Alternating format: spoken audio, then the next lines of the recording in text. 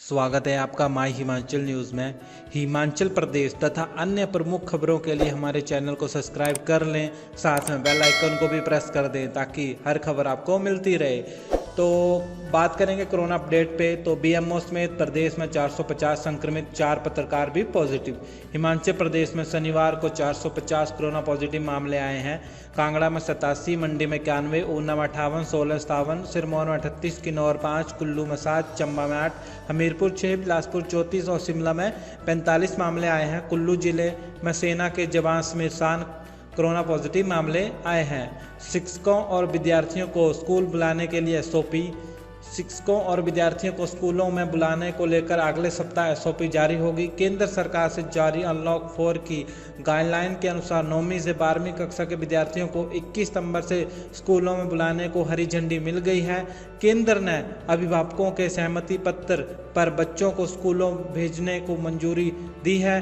केंद्र ने इसका अंतिम फैसला राज्य सरकारों पर छोड़ा है। केंद्र की ओर से बीते दिनों एसओपी भी जारी की गई है। इसी कड़ी में शिक्षा विभाग ने भी एसओपी तैयार कर अंतिम मंजूरी के लिए फाइल शिक्षा मंत्री गोविंद सिंह ठाकुर को भेज दी है। 6 अक्टूबर से होने वाली सेना की खुली भर्ती स्थगित। हिमाचल के जिला मंडी, कुल्लू और लाहौल स्पीति के युवाओं के लिए भारतीय थल सेना की भर्ती कोरोना के कारण स्थगित कर दी गई है। भर्ती निर्देशक कर्नल एम राजराजन ने कहा कि वर्ष 2020-21 की सेना की खुली भर्ती 6 से 14 अक्टूबर होनी थी।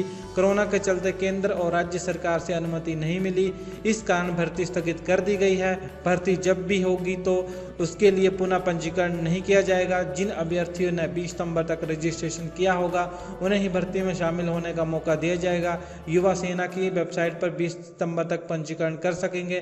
सेना मुख्यालय केंद्र और राज्य सरकार से अनुमति मिलते ही भर्ती की तिथि के बारे में सूचित कर दिया जाएगा। मटौर शिमला 4 लेन से पीछे हटी मोदी सरकार, हिमाचल में आक्रोश, जनता में गुस्सा।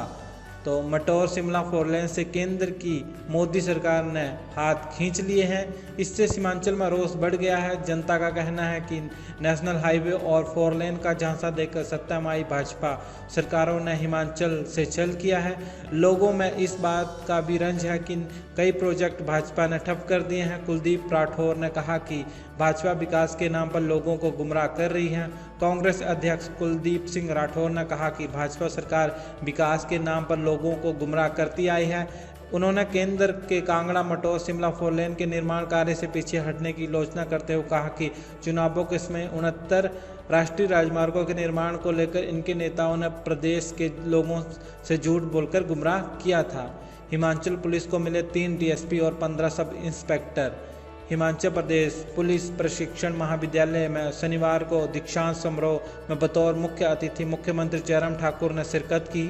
उन्होंने पुलिस जवानों की भव्य परेड की सलामी ली। समारोह में पास आउट होने वाले 12वें बैच के 3 डीएसपी और 8वें बैच के 15 प्रोविजनर सब इंस्पेक्टरों को पुलिस प्रशिक्षण महाविद्यालय ड्रो के प्रधानाचार्य आईजी अतुल फुलझेले ने पद और गोपनीयता की शपथ दिलाई। परेड में डीएसपी और पीएसआई के साथ आरटीसी प्रशिक्षण ले रहे जवानों को 16 टुकड़ियों ने भाग लिया। 1 वर्ष तक चले इस प्रशिक्षण में पुलिस अधिकारियों को आंतरिक व बाहरी विषयों का साइंटिफिक तरीके से प्रशिक्षण दिया गया। इन्हें कानून के हर उस पहलू का बारीकी से अध्ययन करवाया गया जो इन्हें अपनी नौकरी के दौरान बहुत कारगर सिद्ध होगा। शिमला की धूप में कांप रही थी लड़की, रोते हुए बोली, मुझे चिट्टा दे दो, मर जाऊंगी। हिमाचल प्रदेश अब पड़ोसी राज्य पंजाब की तरह उड़ता पंजाब हो गया है। चिट्टा ने यहाँ के युवा वर्ग को अपनी चपेट में ले लिया है। नशा किस कदर युवाओं पर हावी हो गया है, इसकी वानवी शिमला में देखने को मिली है। जानकारी के अनुसार शिमला के उपमंडल ठियोग में ये मामला सामने आया है।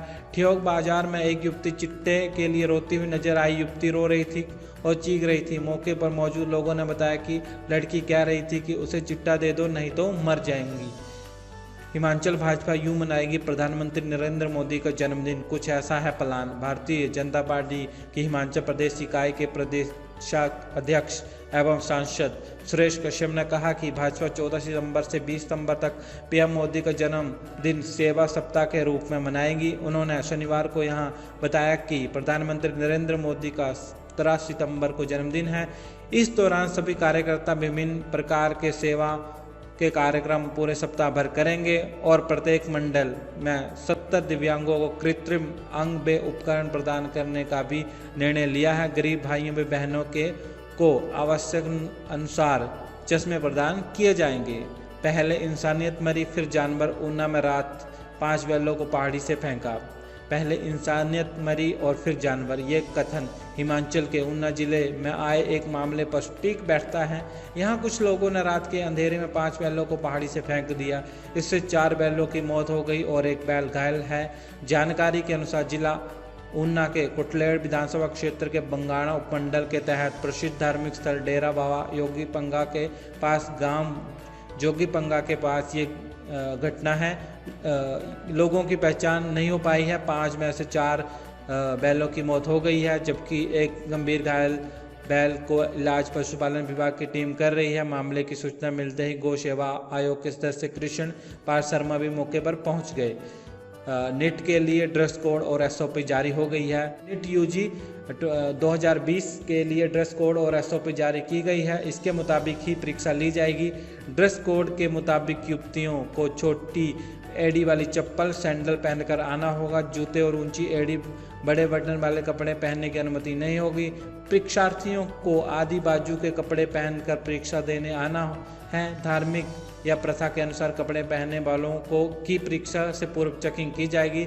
सामाजिक दूरी के दिशा निर्देशों के मुताबिक परीक्षा में बैठने की व्यवस्था होगी। परीक्षा केंद्र के 300 मीटर के दायरे में भीड़ जमा नहीं होगी। रविवार सुबह 11 बजे से प्रवेश प्रक्रिया पूरे इंतजामों के साथ शुरू होगी। परीक्षार्थियों को सेंटर में नया मास्क लगाकर आना होगा। अपने साथ सिर्फ पेन, पारदर्शी पानी की बोतल, ग्लव्स, पर्सनल सैनिटाइजर लेकर ही आना होगा। मंत्री मामले में फीडबैक के बाद ही लिया जाएगा फैसला। जयराम ठाकुर। मुख्यमंत्री जयराम ठाकुर ने कहा कि जमीन को लेकर एक मंत्री पर लगे आरोपों के मामले में फीडबैक आने के बाद ही फैसला लिया जाएगा। मेजर विजय सिंह मनकोटिया की ओर से इस मामले में पीएम मोदी से शिकायत के ऐलान पर सीएम ने कहा कि अभी वे विधानसभा स्तर होने के कारण व्यस्त हैं, इस पर अभी थोड़ा इंतजार करना होगा। मंत्री ने भी इस पर अपना पक्ष रखा है। सीएम पालमपुर के ड्रॉप पीटीसी में पत्रकारों से बातचीत कर रहे थे। एसपी ऑफिस के बाहर धरने पर बैठे विधायक सुंदर सिंह। कांग्रेस विधायक सुंदर सिंह ठाकुर के होटल के बाहर भाजपा और कांग्रेस कार्यकर्ताओं के बीच हुए हंगामे के बाद मामले में दोषियों पर कार्रवाई न किए जाने से नाराज विधायक शनिवार को एसपी ऑफिस के बाहर धरने पर बैठ गए। सुबह 11 बजे सुंदर सिंह ठाकुर एसपी ऑफिस के बाहर धरने पर बैठे रहे। उन्होंने कहा कि जब तक पुलिस कार्रवाई नहीं करती धरना जारी रहेगा। उन्होंने कहा कि 48 घंटे बाद भी पुलिस हुड़दंग मचाने वालों पर कोई कार्रवाई नहीं कर पाई है। ऐसे में पुलिस की कार्यप्रणाली पर सवाल उठना लाजमी है। एक साथ होंगी शीत और ग्रीष्मकालीन अवकाश वाले स्कूलों की परीक्षाएं। बोर्ड ने लिया फैसला।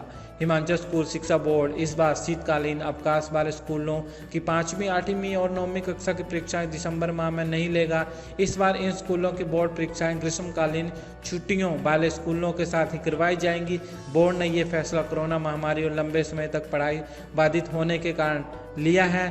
इससे पहले स्कूल शिक्षा बोर्ड शीतकालीन अवकाश वाले स्कूलों की बोर्ड परीक्षाएं दिसंबर माह में करवाता था। बोर्ड ने इस बार कोविड-19 के कारण शीतकालीन अवकाश वाले स्कूलों में होने वाली वार्षिक परीक्षा ग्रीष्मकालीन स्कूलों की परीक्षाओं के साथ करने का फैसला लिया है। फर्जी डिग्री घोटाले में सीएम ने दिया सीआईडी जांच का आदेश। हिमाचल प्रदेश विधानसभा में शुक्रवार को 3 बड़े घोटालों की गूंज सुनाई दी। ये हैं 6000 करोड़ का कर्ज घोटाला, 2060 करोड़ का छात्रवृत्ति घोटाला और मानव भारती निजी विश्वविद्यालय से जुड़ा हजारों फर्जी डिग्रियों का घोटाला। शुक्रवार को सुजानपुर के विधायक राजेंद्र राणा ने प्रश्नकाल के बाद व्यवस्था का प्रश्न के तहत फर्जी डिग्री घोटाला उठाया तो जवाब मुख्यमंत्री जयराम ठाकुर ने 2 और घोटालों पर हुई कार्रवाई का भी जिक्र किया। उन्होंने मानव भारती विविध प्रबंधन के कारनामे को देवभूमि में किया गया सबसे बड़ा महापाप करार दिया। उन्होंने सदन में ऐलान किया कि इस मामले की क्राइम इन्वेस्टिगेशन डिपार्टमेंट यानी कि सीआईडी से जांच करवाने का आदेश दे दिया है। तो युवती को कोरोना का सैंपल देना पड़ा महंगा, नाक में टूटी टेस्टिंग पाइप। ऊना जिला में शनिवार को कोरोना का सैंपल देना एक युवती को काफ़ी महंगा पड़ गया। करीब 22 वर्षीय युवती जब सैंपल देने के लिए आई तो नाक में जिस टेस्टिंग पाइप से नमूने ले रहे थे उसका कुछ हिस्सा नाक में ही रह गया। इस दौरान चिकित्सकों ने उसे कैंची से बाहर निकालने का भी प्रयास किया लेकिन असफल रहे। दर्द से परेशान युवती को बाद में किसी ANT विशेषज्ञ चिकित्सक से इस निकालने का परामर्श दिया गया। ऊना अस्पताल में सुविधा न होने की वजह से परिजन युवती को एक निजी चिकित्सक के पास ले गए।